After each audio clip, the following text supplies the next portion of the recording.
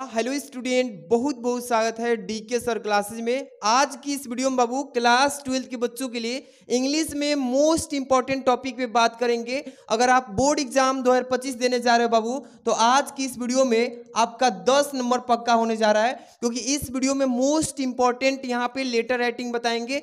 यहाँ पे देखिए, सबसे पहले बता दूं, आप लोग अच्छे से ये जो तीन देख रहे हो ना लेटर राइटिंग, इसको अच्छे से अगर तैयार कर लेते हो, इसमें से एक जो है कंफर्म है कि पेपर में फंसेगा। और कैसे बोर्ड एग्जाम में लिखना है, बहुत सारे बच्चे गलती करते हैं। तो आज की इस वीडियो में लेटर राइटिंग लिखने का मेन जो पॉइंट पे ध्यान देना है, वो चीजें सारे बताएंगे। तो आज की इस वीडियो को शुरू से अंत तक देखिए। और सबसे पहले देख लीजिए प्यारे बच्चों, यहाँ पे तीनों को पहले समझ लीजिए किस टाइप से पेपर में पूछेगा। तो देखिए, सबसे पहले ये जो बताने जा रहा हूँ, तीन मोस्ट इंपॉर्टेंट तैयार कर लो। बोर्ड एग्जाम 2025 में इसका काफी चांस है, यानी कि 100% आने का चांस है।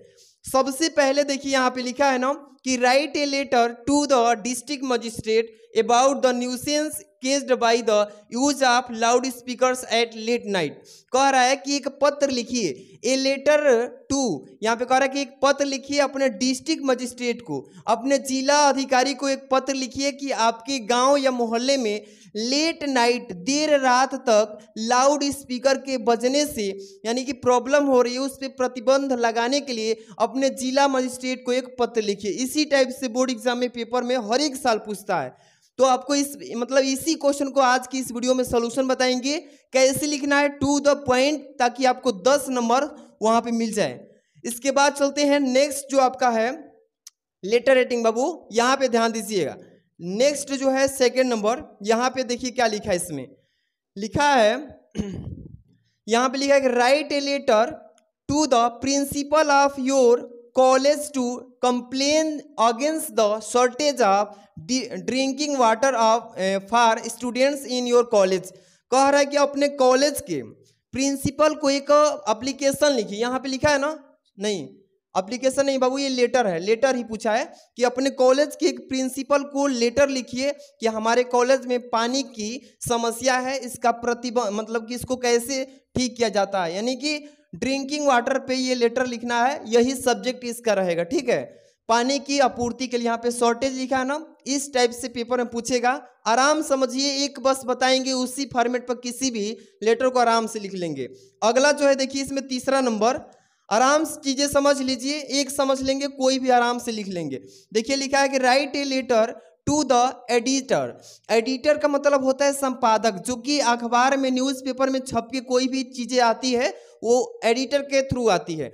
यहाँ पे the editor of a daily newspaper about the situation, यहाँ पे लिखा है and problems after flood in your town or village.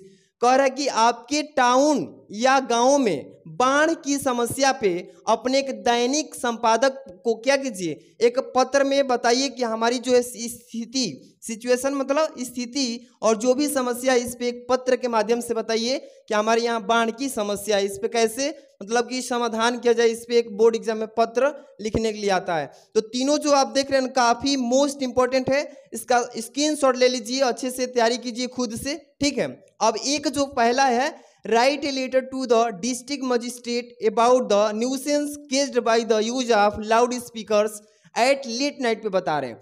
आराम समझिए, लिखने का सही तरीका क्या है, बहुत सारे बच्चों को तरीका मालूम नहीं होता है और वहीं पे उसका नंबर कट जाता है। 10 नंबर की जगह पे 8 ही नंबर मिलता है।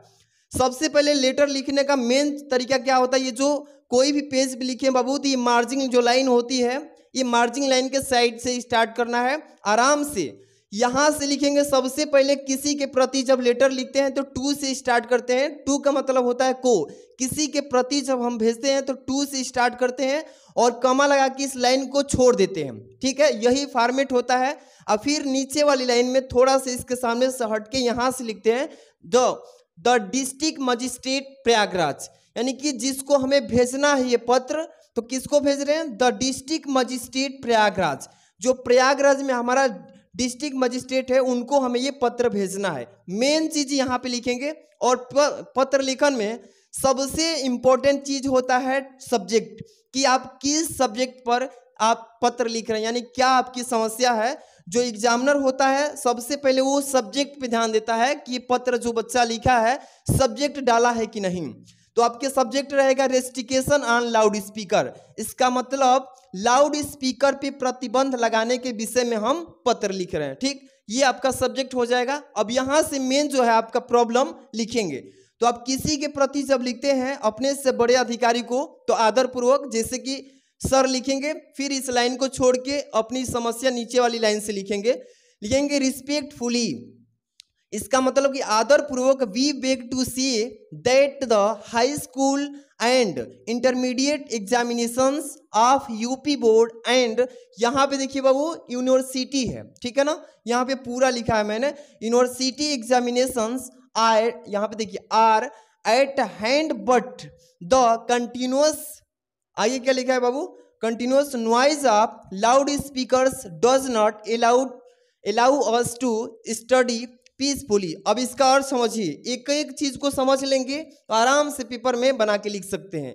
इसका मतलब रिस्पेक्टफुली, आदर पूर्वक, वी बेग टू से, हम लोग आपसे आदर पूर्वक कहना चाहते हैं दैट कि the high school and intermediate examination, यानी कि हाई स्कूल और इंटरमीडिएट का जो परीक्षा है, और यहाँ पे एक सेकेंड इसका अर्थ समझिए, बोलेंगे कि हाई स्कूल और इंटरमीडिएट, यूपी बोर्ड के हाई स्कूल और इंटरमीडिएट का जो परीक्षा है ये जल्द ही मतलब कि आने वाला है, एंड यूनिवर्सिटी, और जो यूनिवर्सिटी के एग्जामिनेशन है वो भी आने वाला है, मतलब कि बहुत ही करीब में है। बट लेकिन द कंटिन्यूस, इसका मतलब लेकिन लगातार, नॉइज मतलब जो शोरगुल होता है उसको नॉइज बोलते हैं, लेकिन लगातार loud speakers does not allow, लेकिन लगातार ये जो शोरगुल है ये हमें स्टडी करने में बाधा डाल रहा है, यानी कि पढ़ाई में शांतिपूर्वक अच्छे से हम लोग पढ़ाई नहीं कर पा रहे हैं। आगे देखिए यहाँ पे लिखा है डिस्टर्बेंस, बोलेंगे बाबू कि the disturbance of loud speakers usually remain in operation till midnight and sometimes even the, इसके बाद होल नाइट लिखा है इसमें, देखिए ध्यान से, द डिस्टर्बेंस, इसका मतलब समस्या जो हो रही है, बाधा जो हो रही है, ये लाउड स्पीकर यूजली सामान्यतः हमें कभी कभी तो आधी रात तक भी ये समस्या देखने को मिलती है, एंड समटाइम्स इवन, और कभी कभी तो पूरी रात, होल नाइट, ये समस्या देखने को मिलती है। अपनी जो भी समस्या है इस समस्या को इसमें लिखेंगे और फिर आगे लिखेंगे इट हैज़ देयरफॉर, इसीलिए बिकम, बन चुकी है, डिफिकल्टीज, कठिनाई, टू, यहाँ पे देखिए कंसंट्रेट ऑन स्टडी, हमारे पढ़ाई में ध्यान एकाग्र करने में, बोलेंगे कि हमारी पढ़ाई को ध्यान एकाग्र करने में ये सारी बाधाएं कठिनाई के रूप में बन चुकी है। इस तरीके से हमारा जो भी समस्या है इस लेटर में आराम से लिख देंगे, कुछ आगे भी बढ़ा के लिखेंगे तो कोई बात नहीं है।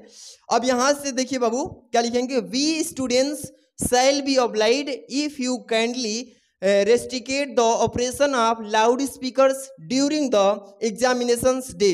कह रहा है वी स्टूडेंट्स, हम सभी विद्यार्थी, शैल बी ऑब्लाइड, आपके क्या होंगे, आभारी होंगे, इफ यू काइंडली, यदि आप हम सब पे दया करते हैं, restrict on the operation of loud speaker, यानी कि लाउड स्पीकर पे आप प्रतिबंध लगा देते हैं तो हम सभी आपके क्या होंगे, आभारी होंगे, ड्यूरिंग द एग्जामिनेशन डे, यानी कि परीक्षा के दिनों में।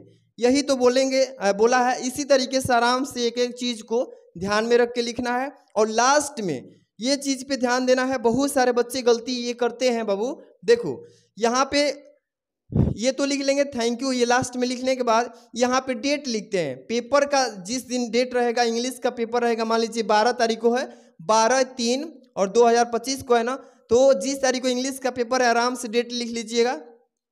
और यहाँ पे योर्स फेथफुली, आपका आज्ञाकारी स्टूडेंट्स ऑफ लखनऊ, जहाँ से भी आप हैं, लखनऊ, इलाहाबाद, प्रयागराज, जो भी लिखना है यहाँ पे चेंज कर सकते हैं, कोई डाउट नहीं है, बस यही फॉर्मेट होना चाहिए। और यहाँ पे अपना नाम नहीं लिखना है पेपर देते समय, जब ये लेटर लिखे तो XY लिख दीजिए, XYZ, या ABC ... करके ऐसे लिख दीजिए कामा लगा के। लेकिन बहुत सारे बच्चे अपना नाम लिखते हैं तो यही गलती होता है, नाम लिखना अलाउ नहीं होता है पेपर में। और आपको पर्सनली ये लेटर लिखना है तो लिख सकते हैं।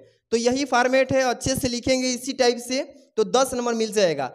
और सेम फॉर्मेट में किसी भी समस्या पे ऐसे ही लिख सकते हैं। मेन जो है इसमें सब्जेक्ट है, सब्जेक्ट जो है विशेष ध्यान देकर के लिखना और इसी फॉर्मेट में लिखना, ठीक है। तो आज की इस वीडियो में उम्मीद है कि समझ गए होंगे। अब मिलते हैं ऐसी मोस्ट इंपॉर्टेंट लेटर हो या आर्टिकल हो लेकर आएंगे। आज के लिए बस इतना ही, मिलते हैं नेक्स्ट वीडियो में। Thanks for watching.